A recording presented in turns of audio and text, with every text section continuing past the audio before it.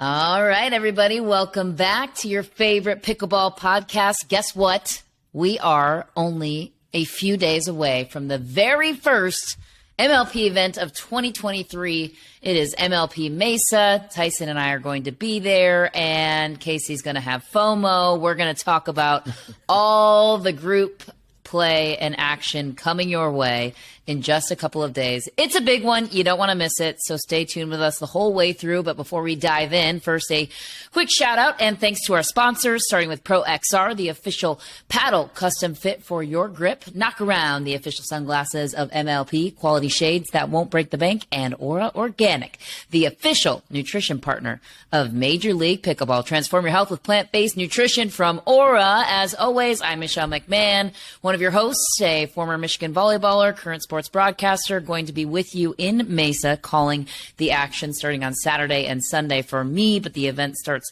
Thursday, of course. Also joined by the infamous four-time Survivor contestant, former pro cyclist, former college swimmer, turning heads everywhere he goes because of his pickleball fashion. It is Tyson Apostle. He is Tyson Apostle. Sorry, Tyson. It is fine. It is universal, you know?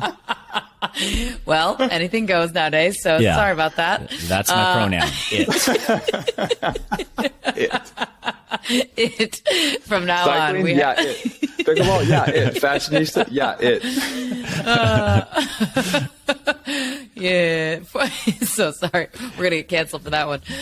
Former pro and Olympic volleyballer, future pro pickleballer. He is the father of seven, including Tyson and I, our wise California mullet-wearing man. He I is got bad news for Casey you. Patterson. Oh.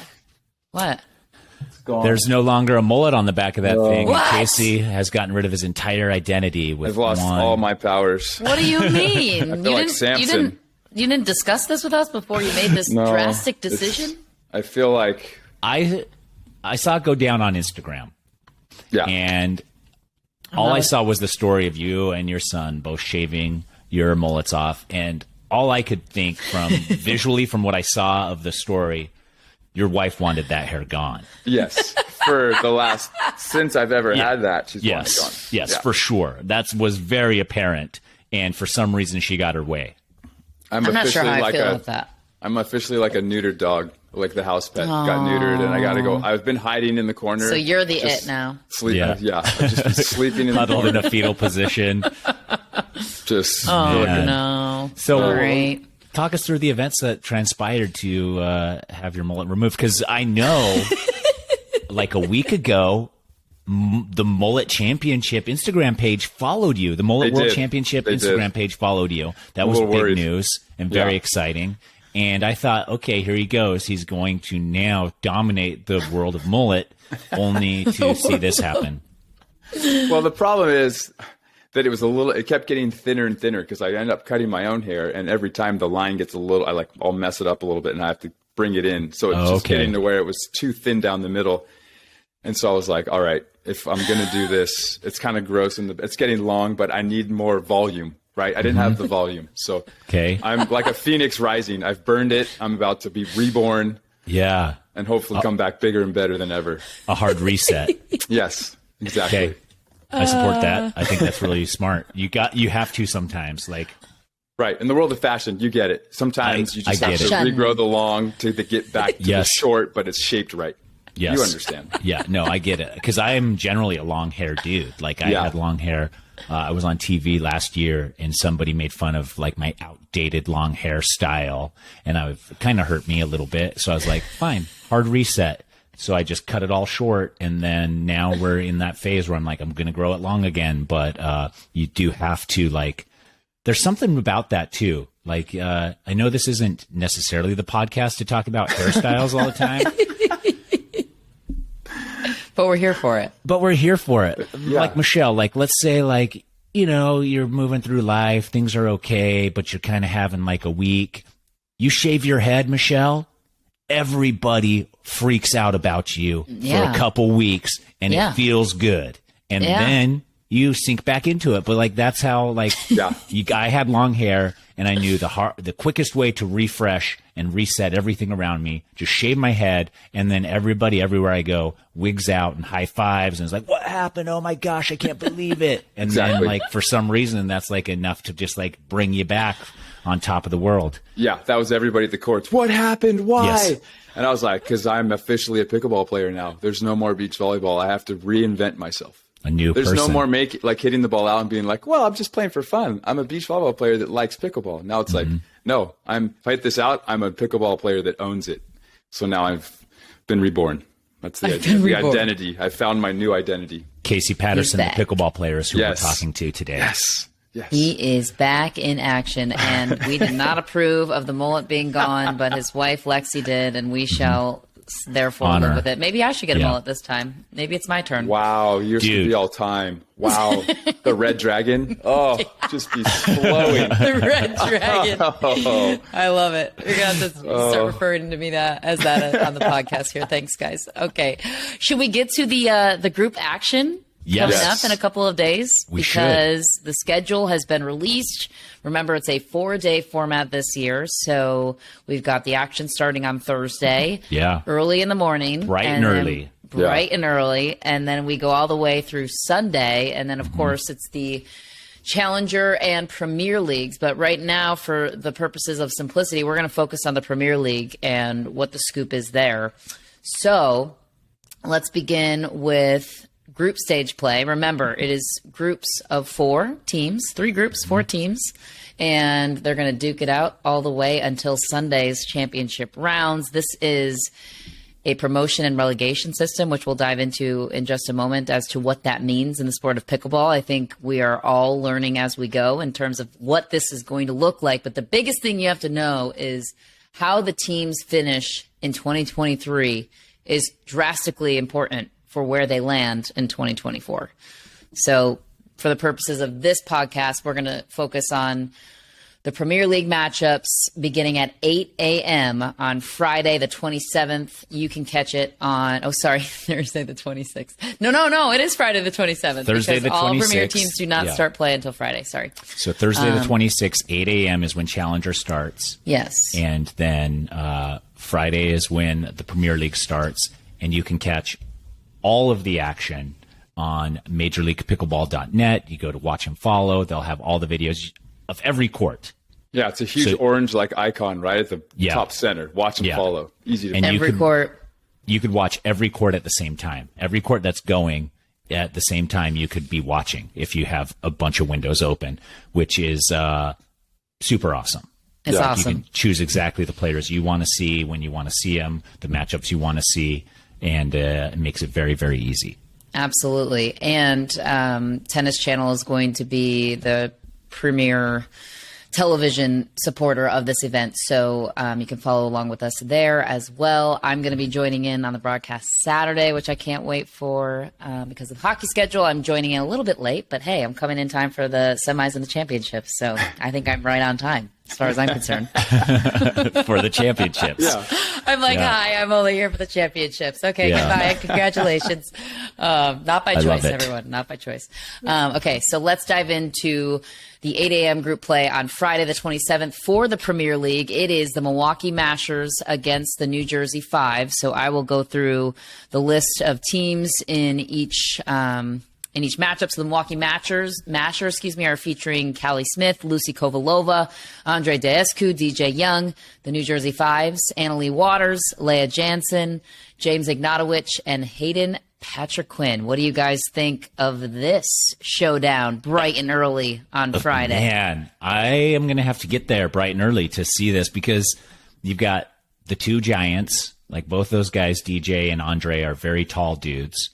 And then you've got on the New Jersey Fives, 2 of the youngest players in the league with Hayden and Annalie. And Annalie, obviously, #1 female in the world. It's going to be fireworks at 8 a.m. I mean, it's all of these matchups. And I know we talked about this in the past, but all of these matchups, like, they could go either way. Honestly, Like who's on their game, who's carrying the momentum, who's got the energy and keeping the energy and sharing that energy with their team. And I think that's going to play into the outcomes of a lot of these matchups, especially early morning.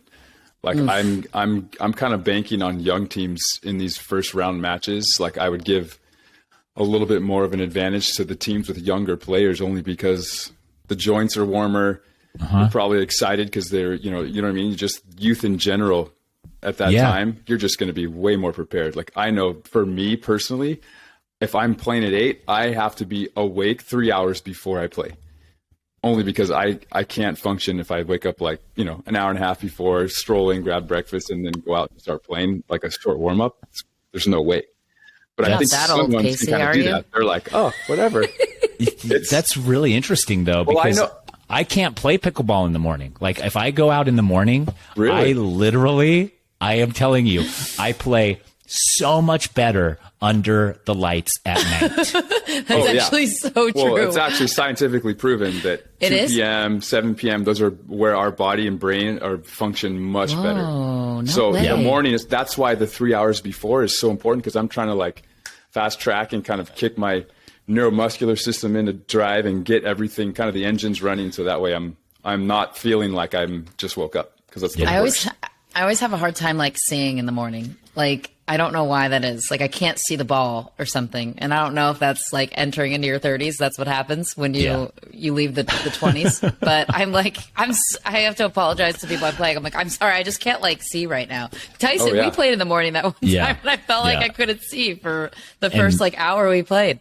Anytime I show up in the morning, I open with a disclaimer. Like I am notorious for not playing great in the mornings. Just FYI, everybody. Do you guys do double days ever, where you do stuff in the morning and then that second one are you like significantly better if you do that on that second time? The second one, like even better than if I just played the second time. I haven't done a double day in pickleball probably in a very long time, long enough to even take a look at that. But I mean, everything I did cycling and swimming wise was always, 2-a-day practices all the time. Yeah. But at that point I was young. Like I'd swim at 5 a.m. and bike races, mountain bike races are famous for starting very early. Road races are the opposite. They're like, let these guys, like you start at noon most of the time. But I think that's a very interesting point you bring up, Casey, because I believe it too. Like I would say, let's look at these younger teams where these kids are like, more ready to go, and takes a little bit longer to get those creaky bones moving. Exactly. Right. Yeah. The New Jersey Five's likely in a good position there with their, what did you say, their total age of younger than you, Tyson? Yeah. The men's side is younger than me combined. So both of those players. Yeah. So, but I don't think, I think Leah Jansen is the oldest one on the team at 29. Yeah. Yep. So that's wild. I love it. Annalie Waters, of course, the first number 1 overall pick in the Premier League. So I'm excited to see her in action. And that's the most fun part about this, is seeing all the different combinations come to life, right? Yes. So moving on to the next matchup, still at 8 a.m. We've got 6 matchups we're going to dive into in the 8 a.m. round on Friday. It's the St. Louis Shock, formerly the Cabo team, now transferred to new ownership as the St. Louis Shock. Which is where you're moving with them. That's your new team. I've traded myself. You swore your allegiance to Cabo. You said wherever they go, I go. And I would like to go ahead and delete that podcast, Tyson, and edit that part out, because I was under the premise that this was going to be in warm and sunny Mexico. And no offense, not in snowy, cold St. Louis. I do have family there, but I don't have a desire to live in St. Louis. So I'm sorry. The gateway to the West. I have to trade in my allegiance. And now I'm just going to go with the Florida Smash. Okay? Not the Orlando Squeeze? No. Okay. No. I'm more of a West Coast Florida girl. So Travis Rettenmeyer isn't going anywhere. I'm just going to have to tell him my new allegiance, and then maybe I can get in the draft circuit like Casey, just plead my case, or send an email like Sam Querrey and say, you should draft me. I don't have a duper, but take me on. Yeah. Anywho, let's dive into the teams here. So the St. Louis Shock featuring one of the GOATs, Simone Jardim, Elise Jones, who, Casey, you're familiar with. Love to get your take here on this combination. Jay DeVilliers, Eric Lang, and the California BLQK Black Bears featuring Andrea Koop, Maggie Brasha, Dylan Frazier, Federico Staxrud. So this is an interesting matchup. I really am intrigued here by the female combination of Simone Jardim and Elise Jones. What can you tell us, Casey, about Elise and what you know about her style of play with that volleyball background? Yeah, I mean, she is a libero in every sense of the word on the pickleball court as well. She just scoops everything. She's been posting random clips lately, too, of some insane rallies at facilities where she was doing a camp, and it was insane. And that's her style all the time, right? She's known for running around, barrel rolling all over the place, laying out for balls, hustling. And so for me, it's like, that's the kind of person I need in an early morning match. I need her on my side right now because she's going to be infectious and inspire me to have that same mentality, right? So it's like, for me, I feel like she's a great in that scenario. And then, you know, I think Simone, with her ability to be a leader and her immense amount of success and wins on tour and playing against different styles, she's going to bring so much like veteran mentality and calm to that as well. And then of course, Eric and Jay are both like, Eric's a monster. Jay's just like a magician. So I think they have a really cool dynamic. And of course they're not, you know, they're more of a normal age team as well. So that early morning, that early morning, to our standards anyway, could be tough. Yeah. Where the Black Bears are, I mean, they're so much younger. Right. Yeah. They're BLQ Bears, sorry. QK. They're a lot more youth and they're on their side. Yeah. I also feel like with the libero transition, the volleyball transition to pickleball for Elise in mixed, like it's such a luxury to have a female partner that can reset the pace, right? And the drops and that finesse. So I'll be curious to see who they go with combination wise. Any front runners for you, Tyson, in this matchup that you think, what would you predict? I mean, it's hard to go against the St. Louis Shock here, but the Black Bears are, I mean, that's the thing. It's like all these teams are stacked any way you look at it. And it's just going to be like the energy, the combinations they choose, and the way they work together. But I did want to touch on Casey saying that Elise Jones, that energy is infectious and that, you know, hustle. Are you diving for a ball on the court, Casey? Are you ever diving for a pickleball? Yeah, first time I ever played, I dove and I like shredded the bottom of my forearm and elbow off because I laid out for a ball that hit the net and trickled over. And so I volleyball dived for it like a man, which we do like full dolphin dive most of the time. And so I just like skied on my arm, just laid out for it like a pancake. Oh, and will you do that terrible. Again? Are you no, I haven't done it again. No, okay. It hurts so bad. Like when I play, there are balls where I'm like, if I would have dove, I could have gotten that, but I'm not willing to dive. But we see the success that Elise has had with diving and, you know, sacrificing her body a little bit more than most. Is that going to be more standard? Are there going to be people like, are you going to have to match people's talent levels to get to balls that you normally wouldn't by diving, laying out, sacrificing a little bit more? Or is that just reserved for like, you know, full emergency? Yeah, I think the athletes are naturally playing faster and faster. And then I think anticipation and processing ability of these players is getting faster and faster. So I feel like even though the game's getting faster, the athletes are also seeing it faster. But I think having those like small emergency skills, like being able to slide, like when you watch those guys play singles and they're running fully, I would buckle both my ankles. I'd tear myself. I tried to do that. I would die. But diving, I could do that. And that's because it's like, I'm used to that. But I think there's going to be much more of that mentality that Elise brings because as well, there's more money being involved, right? There's more like eyeballs on the sport. It's getting bigger and bigger. So I think people are willing to sacrifice more for one ball. Yeah.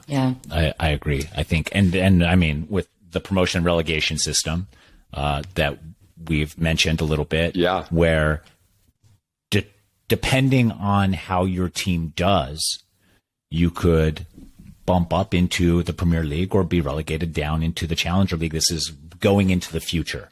And it's the first top level sport league in the United States that is going to implement this. Soccer already does it in Europe, in England. And what it translates to is lots and lots of money. Like if you are in the top league in soccer, that's a huge, huge deal versus being relegated down to a smaller league. Yeah. And every point is going to count because every single point here is going to determine where your standing is at the end of it all. Plus the players on those teams that are advance as a top 3, I feel like they advance a lot in the eyes of owners, right? Mm-hmm. Whether their duper says what it is or not, you have success in your history now, and you've shown that you can win at a really high level. So I think there'll be a little bit of a mix up between drafting for that next year as well. Yeah, it'll be interesting to see what sacrifices these players make for each and every point. Yep. So, okay, who do we have next? Next, still in the 8 a.m. Time slot there, we've got the SoCal Hard Eights, which originally when I read this, I thought it was the Social Hard Eights, which is hilarious. I was like, oh, that's fun because it's like the gambling thing. They're just being social. Yeah, she's switching teams again. I know, I might just have to. And the Florida Smash was also listening to a podcast. Well, I'll give you the teams first and dive in on the matchup. So the Social Hard Eights, Mary Brashaw, Lindsay Newman, Riley Newman, AJ Kohler. Remember, Riley Newman is not going to be available for this first tournament here in Mesa. So that's an interesting storyline for them. The Florida Smash featuring Georgia Johnson, Jesse Irvin, Travis Rettenmeyer, and Colin Johns. And so we were curious about the draft strategy there for the SoCal Hard Eights. Adam Stone is helping the management or the owners with the draft, and it was worth it to them. They actually traded up to get Riley Newman as their first pick. It was worth it to them to have him available for the other events because they felt very confident in the talent pool that the Challenger system would have available by the time the Premier League started on Friday. So I thought that was basically what's happening here, if you don't know, is that Riley is going to be gone, and the way it works is for a substitution, the Premier League can choose anybody from the Challenger League that has already been eliminated. So that is why Challenger is starting on Thursday. So from any of the teams that have been eliminated on Thursday in the Challenger League, they can replace Riley Newman with one of those players. And so I do like that. I think it's interesting. I also think that Riley probably would have gone a little bit earlier in the draft had he not announced that he was going to be missing this first event. I mean, he's always in the finals. He's, always one of the top in mixed and men's doubles. Mm-hmm. And so I do believe that this did lower his value a little bit to those people drafting him just because he's going to miss one event, but still went very, very early. And it'll be interesting to see who they get. And what is the play here, Casey? If you're the GM of this team, Riley's going to be gone. Yeah. Are you scouting every single replacement player on the Challenger League? Are you looking at every single male currently on that roster and figuring out like, okay, if this team's eliminated, here's who I'm getting. Do you already have a list? Oh, I for sure would already have a list because I would probably consult with my players and they would probably have way more insight for me as a GM. But I think 100% I would also be watching that to see how these athletes that might be on our list going into it that we want to select from, how they're performing, what's their attitude like, what do they look like physically, like, are they injured and they're hiding it? You know what I mean? Do they have a bad attitude? Is there something going on where they're will they die for pickleballs? Yeah. And do they lay out? Yeah. How old are they? And are we playing at 8 a.m.? How old are their knees? Exactly. Age portfolio. Yeah. So I think I would have like I'd have somebody kind of watching that whole time. Okay. Along with consistently consulting my players on my team already. Because, I mean, strategically, AJ or Riley doing that, not being able to go the first one, almost helps because then he has a team with maybe a little bit more duper rating or experience because maybe he, at first dropped in value, but over the long run, that's going to help the team out a ton because he's got AJ with him. He's got his sister, he's got a great stacked team. Yeah. So, I agree. I'd for sure be watching everyone that's an option from that Challenger series. It also seems to me like the women's doubles to me is slanted in the favor of Georgia Johnson and Jesse Irvin. Now, how it plays out with the men, with Riley Newman out, who they get as a replacement, because their draft strategy was very clearly going with they wanted to get their guys stacked first, and then the females were secondary as to who was still available at that point. So interesting matchup. I mean, it's in the history of the event. It's traditionally like if you have two strong females, that's going to really help your chances because that first match is so important. But we'll see how this one shakes out. Very, very interesting. Yeah. So we're ready to move on? Next Yes. match? Okay. We're still in the 8 a.m. sector. I will tell you when we are at the noon sector when Casey will be awake and joining us for the broadcast. I've already had dinner. I've been up since 4. Getting ready for the 8 a.m. Yeah, that's fair.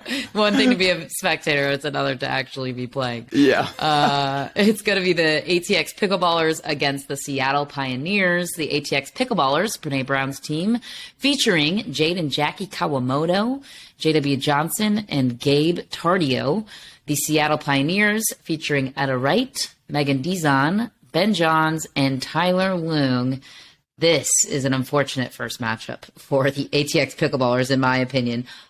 The question here from the pickleball community is Gabe Tardio ready? And can the Pickleballers hang against the legendary Ben Johns? What do you guys think? I mean, not only that, but you also have to look at everybody else on Ben John's team is Utah native. Yeah. And they all have probably gotten a lot of opportunities to play with each other and will have that going for them as well. And so I think like three of the 4, and then they also have Ben Johns. That's going to be very, very tricky. Yeah. Especially your first match. Yeah, like, at 8 oh, hey, a.m. welcome to the tournament. You're playing Ben Johns first. Good luck. Bye. Yeah. And all the Utah natives. Yes. Yeah, they're all at in facilities all around Utah playing all day long because the weather won't affect it. You know what I mean? They have such a great advantage being around each other, training, strategizing, you know what I mean? Having game plans versus especially this first team that, they're young and probably going to come out real aggressive because of that. But at the same time, for that ATX pickleball, I think that's going to also be a very tough first round just because there's so much like the veterans on Seattle's team is crazy. Yeah. There's just their presence alone gets you 2 or 3 points a game. You know what I mean? Right. Like, I feel But like that. never underestimate JW. No, Right. That's the matchup everybody always is interested to see is the JW versus the Ben Johns matchup. And we're getting it right out of the gate here. So I think also, sorry, quickly, from watching Gabe and what I've seen, that kid can play and beat anybody, and it all just comes down to him managing emotion as a young player that is on the rise and wants to play well all the time, and there's the expectation and he needs to prove himself. Like, he already is one of the best players. It's just a matter of, balancing that emotion and not letting it get a hold of him in a negative sense, positively all day long. But I know that, my ascent to the top in beach volleyball was very much where I could have won a lot earlier than I did, but I had to learn how to deal with my emotion and expectation. So if he learns to do that at a real high level, he's already ready. Speaking of emotion, the New York Hustlers are going to be having no issues, at least getting the excitement up for their 8 a.m. matchup. And then we You have don't one think more even at after 8 this. a.m. these They're guys going are to come bringing in with a boombox on every shoulder. For sure. As a spectator, I'm going to have to get up at 4 a.m. just to get ready for the energy that the New York Hustlers are projected to bring. Exactly. That's so good. That team, it's the Las Vegas Night Owls and the New York Hustlers. Remember, Vegas is Tom Brady's and Kim Kleister's team, managed by their GM, who is on our podcast. If you want to go check out that episode with Caitlin Kerr.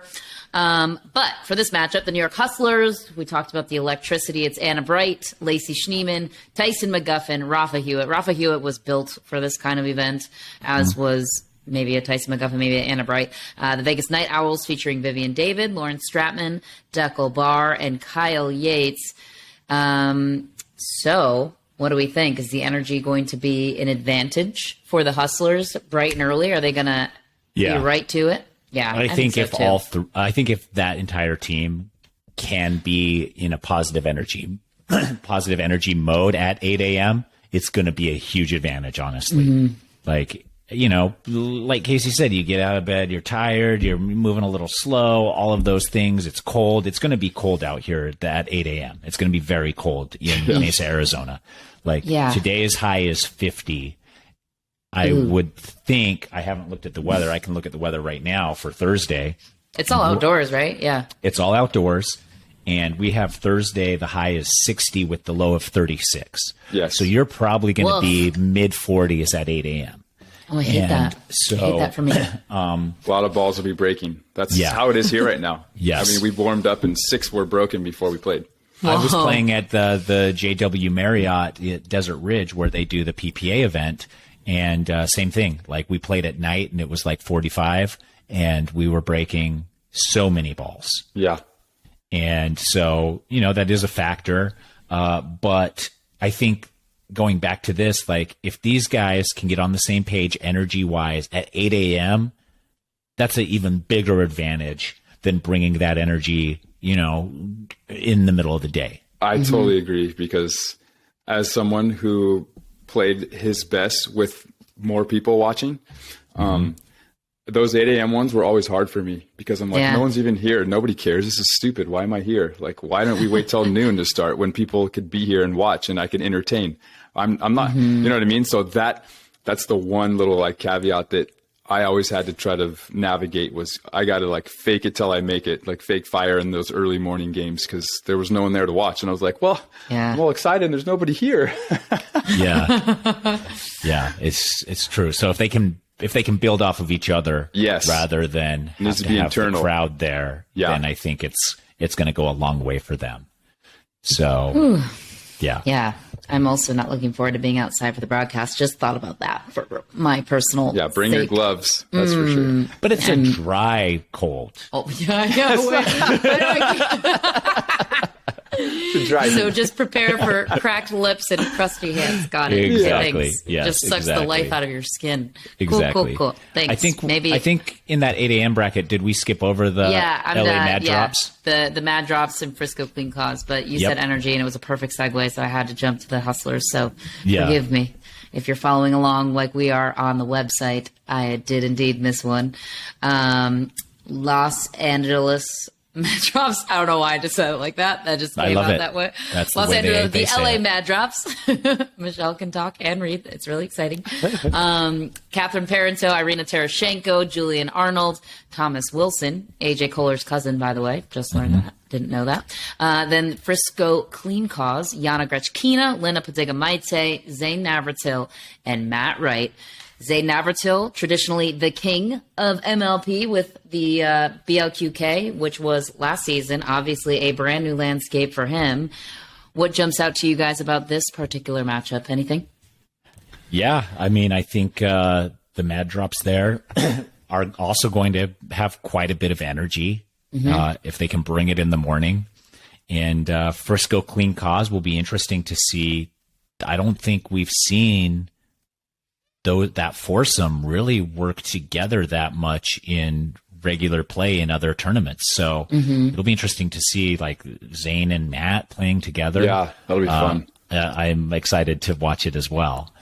And so, yeah. There won't be any lack of caffeine with that team. They're going to be 8 a.m.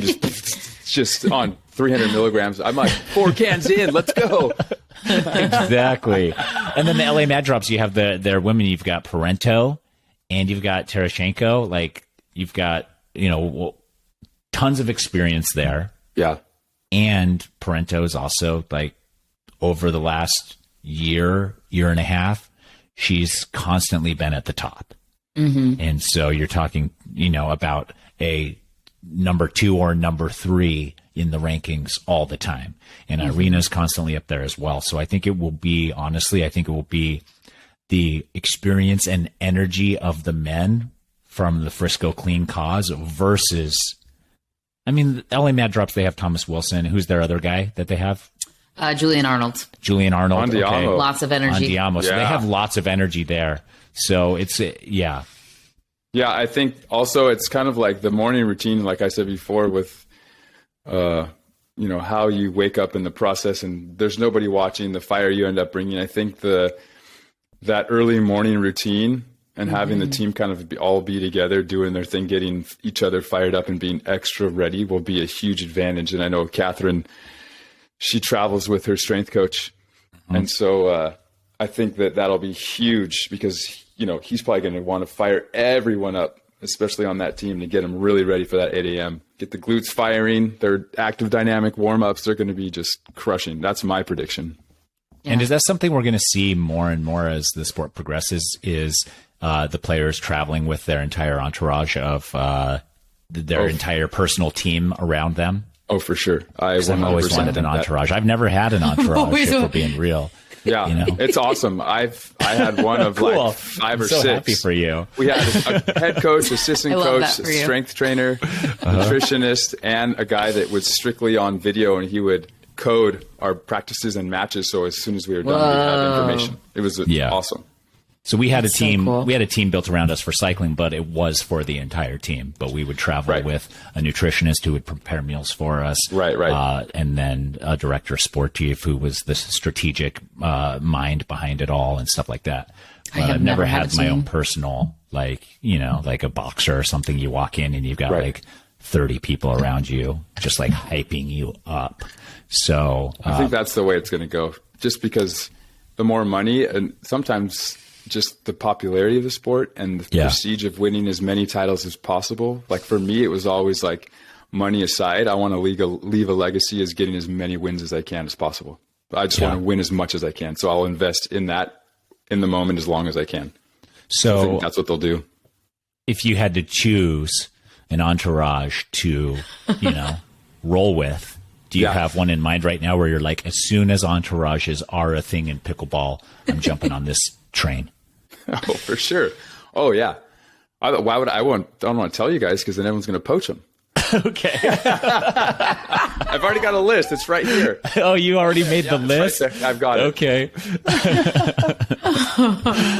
Let's go to the noon matchups, Michelle. All right. Good deal, Tyson. I'm on it. All right. Thanks, bro. There's a perfect segue there. Such a great transition. What do we have for the new matchups? Here we are. It's the ATX Pickleballers, which reminder, that is Jade and Jackie Kawamoto, JW Johnson, and Gabe Tardio against the Las Vegas Night Owls of Vivian David, Lauren Stratman, Deckel Barr, and Kyle Yates. And that is an intriguing matchup. Why, Casey and Tyson? What you got, Casey? Well, I think with Las Vegas, I've been watching a lot of, I've been watching Deckel ever since I started playing because he's another tall guy that is so dynamic and is very physical, but also his control is so pure. And I think he hit like the nastiest slither ATP the other, might have posted it yesterday. I mean, the guy can move, he can chase balls down. And I think Kyle, like those two guys on that team, they're so dominant mentally, physically that I think they almost set the tone for every match that they go play in. It's like, to have to play those guys. I always feel like Deckel really makes you play different. And certain people have superpowers, and Deckel is one of those where he's just long and physical. So he makes you play a little bit different, at least at first. And I think people adjust to him, and that's a great advantage. So I always see Deckel in any team scenario, doubles. I feel like he always has a little bit of an advantage because of that. Like different how? Just pulls you out of your game? Yeah, I think because he's so long and he's so good at hitting Ernies from balls that normally people wouldn't attempt. And then how hard he can hit, along with how pure his shot is. For me, I see him as like, his style is very much like a Ben Johns 4 inches taller in my mind. You know what I mean? And so in that sense, if I was comparing it to like beach volleyball, like a Phil Dahlhauser gold medalist, 6'9", probably touched 12.5 feet. Like you hit differently against him because he could get everything, and he was bigger, he was farther over. It felt like he was just like engulfing you as you went to swing. Like I'm not even hitting the ball yet, and he's already like blocking it. And I feel like Deckel, with his Ernie ability and his length, he kind of, his defense is like very offensive, where you're like, oh, he's already like right in front of you. And I think that for me, that guys like that are always, they just affect the game a little bit different. And so I think there's a little bit of an advantage where if I'm his opponent, now I'm adjusting something that I probably shouldn't have to, but I feel like I do because of his abilities. Do you know what I mean? Same with kind of like a Ben. There's like a Ben Johns factor. People they're going to play a little bit different because they feel like they have to, or they have to play perfect to beat him. And so then they're going to take more chances, make more errors, and then it's going to feel more out of control quicker. And you see, with Deckel, you see that he's almost baiting you into going down the baseline so that he can Ernie from an obscene distance. Yes. Like you're like, oh, I didn't know you could jump 10 feet. Yeah. Like you're jumping from the center line over the corner of the kitchen. Like that's not supposed to be a thing. Yeah. And Tyler Loong does that too. But like you see them just being like, I dare you to hit it to my outside because I will Ernie that from wherever I am. Right. Exactly. And then alongside, if he's playing with Kyle's ability to just like, he has the most like magician-like angles and wraparounds and like his signature shots where he fakes a backhand and then whips it around. Like his ability to manipulate the ball, right? They're already causing stress and anxiety for those teams from the start because of their ability that way. Yeah. Okay. Moving right along then to the next matchup, the New York Hustlers taking on the Seattle Pioneers. This one is intriguing for many reasons. The New York Hustlers, once again, Anna Bright, Lacey Schneeman, Tyson McGuffin, Rafa Hewitt against Etta Wright, Megan Dizon, Ben Johns, Tyler Loong. So if they weren't up by 8 a.m., they're going to certainly be electric by 12 p.m. And for the Hustlers, that's a scary thought. So, the Seattle Pioneers. So how does this one play out? I am intrigued. I feel like Anna Bright in women's doubles is always a front runner in my mind. But then you have the combination of Ben Johns, Tyler Loong, Tyson McGuffin, Rafa Hewitt. I'd be curious to see how Tyson and Rafa play together. Yeah. Versus Ben and Tyler. Sure. Like it's going to be, this is a match that I have to make sure I'm there. Yes. I need to make sure I'm there to watch 100%. This and see how it goes because this, of everything we've gone through with everybody, this might be for me the most intriguing matchup so far. I think so too. So it'll be interesting. I also like Casey, what do you do between your 8 a.m. matchup and your 12 p.m. matchup? Yeah. You're going back to the hotel, you getting a nap in, you just putting your legs up, you getting a massage, you staying loose and limber.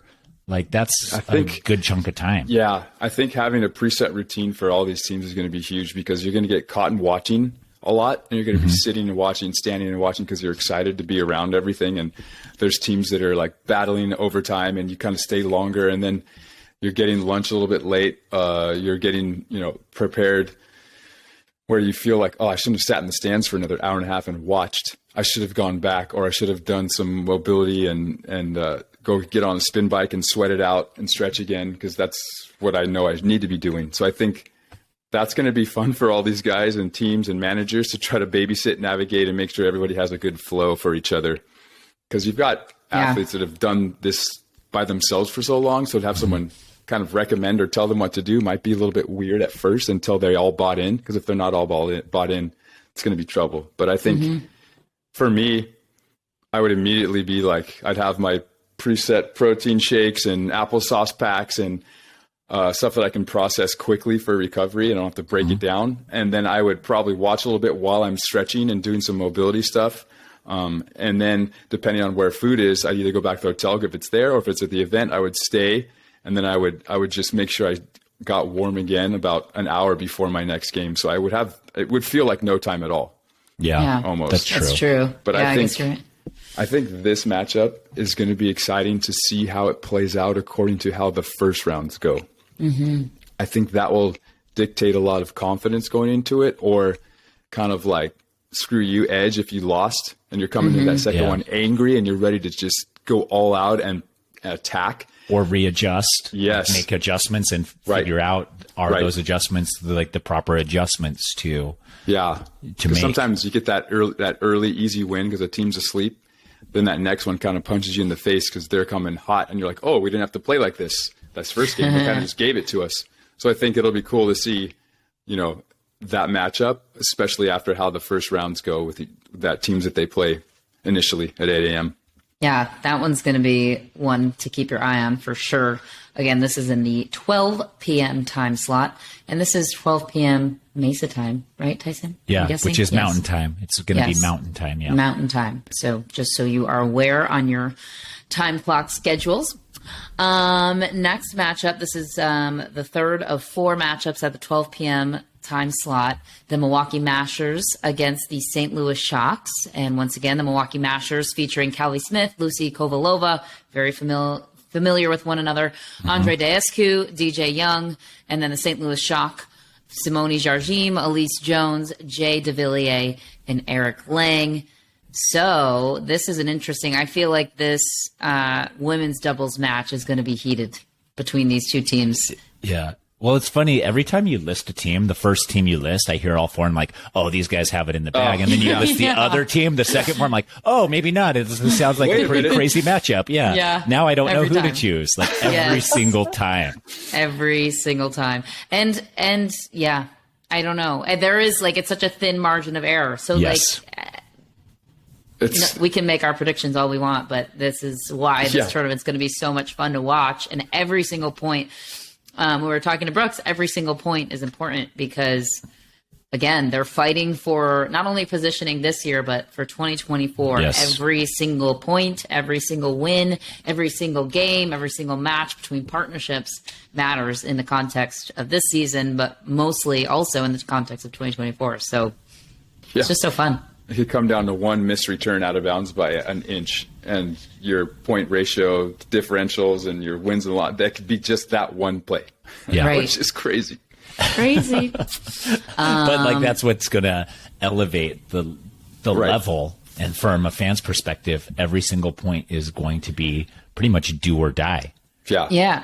And when it comes to drafts moving forward with all these new teams, new ownerships coming into play, I feel like this is a year where everyone, maybe not everyone, there have been obviously veterans that have been a part of this league since the beginning, but it's it's an opportunity for everyone to okay, what are we doing? And then we'll see different strategies play out. We'll see different evolutions play out, which I'm excited to see because maybe these, what you guys were talking about with personal routines and stuff, maybe the team ownership starts to get involved. Maybe Tom Brady starts to provide that for his athletes, that's the part where I'm excited to see how this all shakes out and the player scope to be able to just put yourself on display in front of everybody. So the Las Vegas Night Owls are all on the TB12 system. Yes. Right? I would love that. So I switched teams. I want to be on Tom Brady's team. Okay. Get that TB12 going. I'm a big fan. I would die if we get him on the podcast. That'd be so fun. I work with many athletes. I don't get starstruck often, but maybe with Tom, I would be. Okay, last matchup. We'll find out. The New Jersey Fives taking on the California BLQK Black Bears. Once again, the New Jersey Fives featuring the #1 overall pick in the Premier League.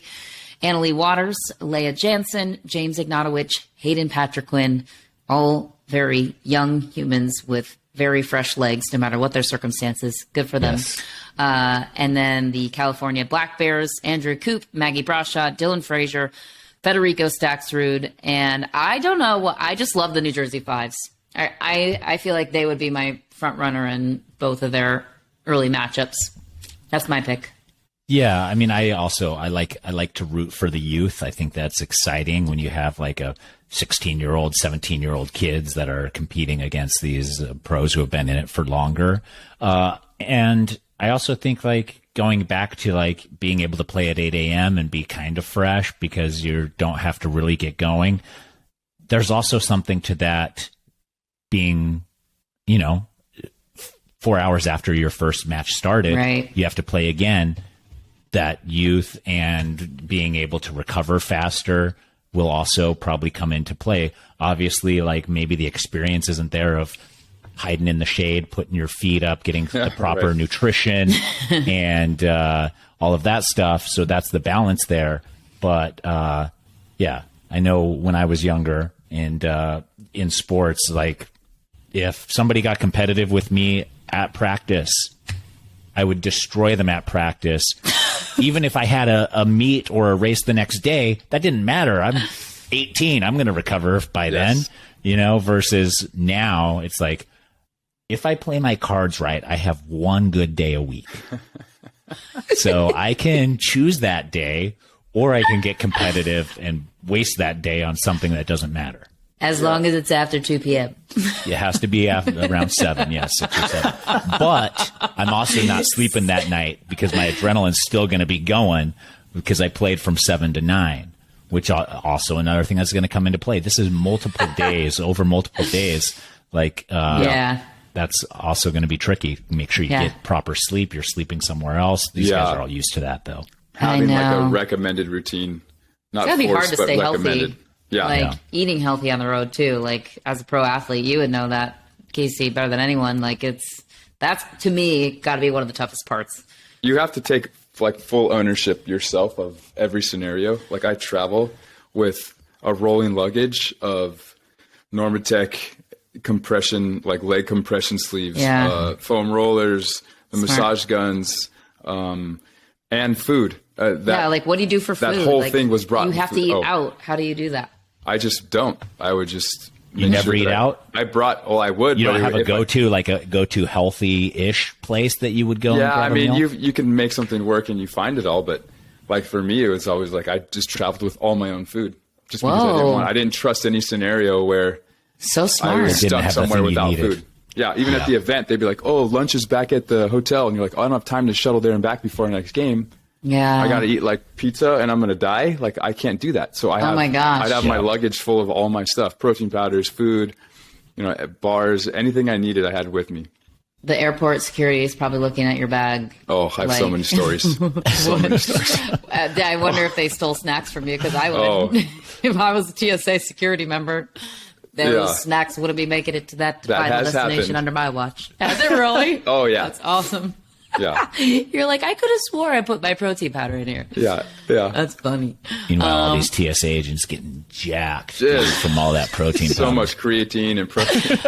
No wonder they're so strict in the policies as they send it through. They're like putting it in their pockets. Just kidding. Right. Should we get to the 4 p.m. matches? Yes. Jason? Okay.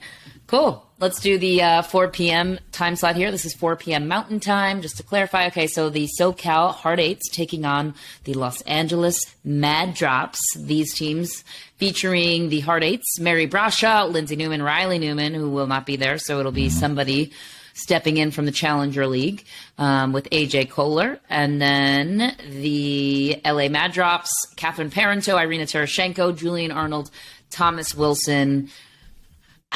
It's just so hard to tell what this team will look like without Riley Newman and how drastically that'll impact them when the margin of error is so small. Obviously, they're comfortable with it, with AJ Kohler being a 1A, 1B in their minds. So I don't know. What do you guys think? I also agree. I mean, I think this Mad Drops team is going to be very hard to beat. Even with Riley there, it's going to be competitive. So now you don't have Riley there. Who's going to come up from the Challenger League that is going to be, is Sam Querrey sending letters out to be the first selected in this scenario. Like, what is like, that's the thing is like, I look at this and I think without Riley, the Hard Eights are going to have an uphill battle.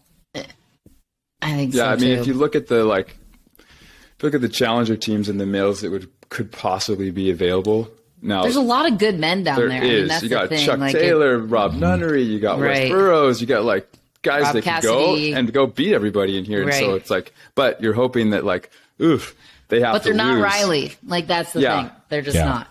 That's, I don't know. Yeah, and that's what I think. I think it's Hard Eights are going to have to bring some extra fight to make sure that they are on top here. Yeah. Could be a huge advantage that goes their way though, because they've got a chip on their shoulder and they need Yeah. something to prove, and they know that they need to really grind, and they could be kind of like that dark horse where they're going to be unassuming because of that. Everyone feels like, oh, they don't have Riley. It's like, well, you know, like a Rob steps in and they dominate. It's like, yeah, he can come in and carry the team too, you know, with AJ. And Right. so I think that's almost a good thing for them. They're constantly going to be chip on the shoulder. We've got every point really matters for us. Yeah. Yeah. Yeah, it'll be interesting. And if they are winning without Riley, they're going to have so much confidence going into the second event. So much confidence. Yeah, especially So with them coming true. back. Yeah. It's a good point. And then heading into event number 2, they're going to feel unstoppable. All right. Last but not least, there's only 2 matches in the 4 p.m. time slot. And the last one is between the Florida Smash and the Frisco Clean Cause.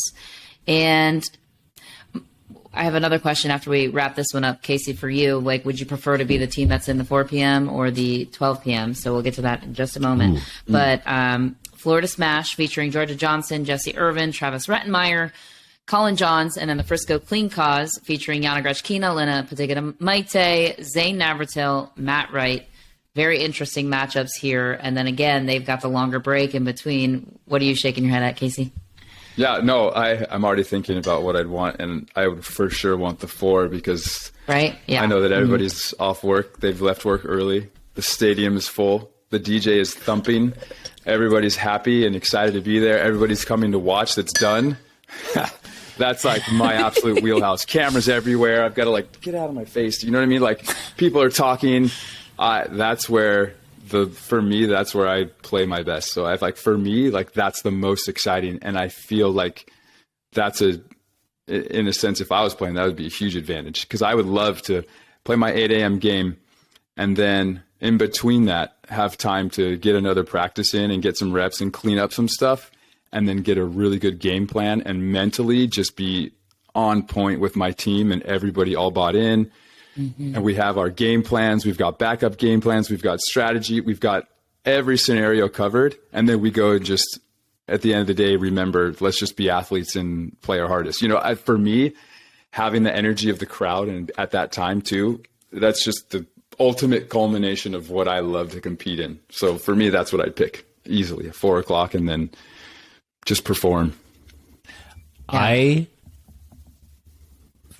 don't like to have that big of a gap between. I would rather stay on a little bit and hit the 8 o'clock and the 12 o'clock than to take that big of a break and try to calm all the way down and then come all the way back up again. Mm-hmm.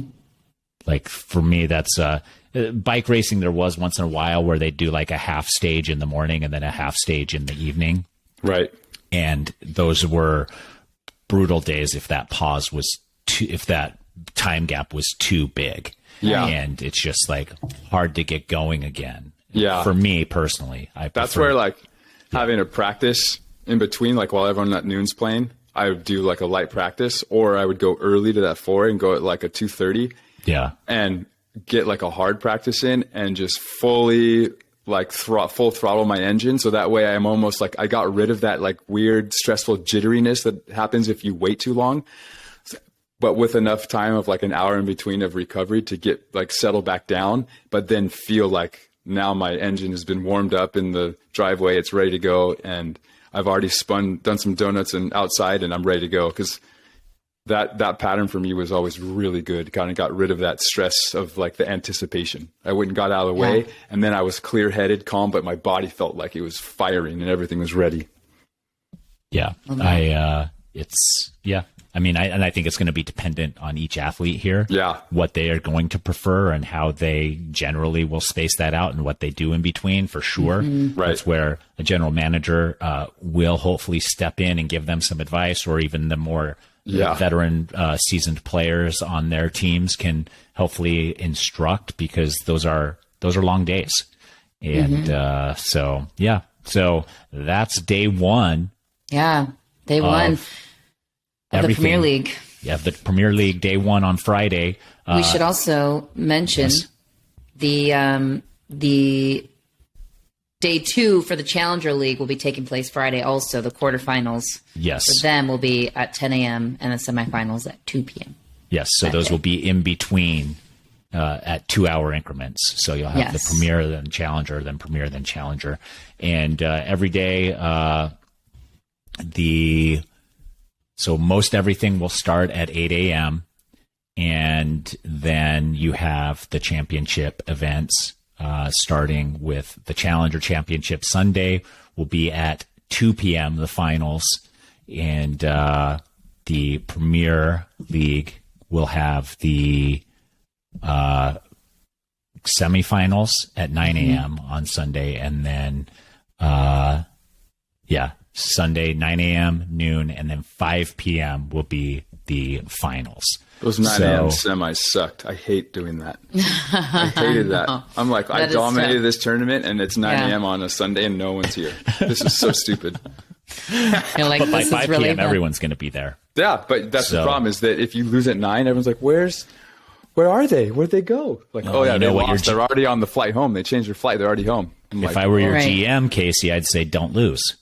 Oh, yeah. Don't lose at 9 a.m. That was my ultimate motivation. Like, if I lose this 9 a.m. and everyone forgets that I was even here because they could only come on Sunday, I'm going to be so mad. I think that was very comprehensive. It's fun to see those matchups. Again, like, it's going to be so hard to decide, and it will be interesting to see how teams react with their teammates and versus matchups they maybe haven't seen before on the opposite side of the net. Tune in, everybody. Watch and follow on MajorLeaguePickleball.net. There's a big orange button at the top, and you can see all the court action all weekend long, starting Thursday at 8 a.m. Casey, Michelle, and I will be posting on our Instagram together at the event, just to make you a little jelly. Right.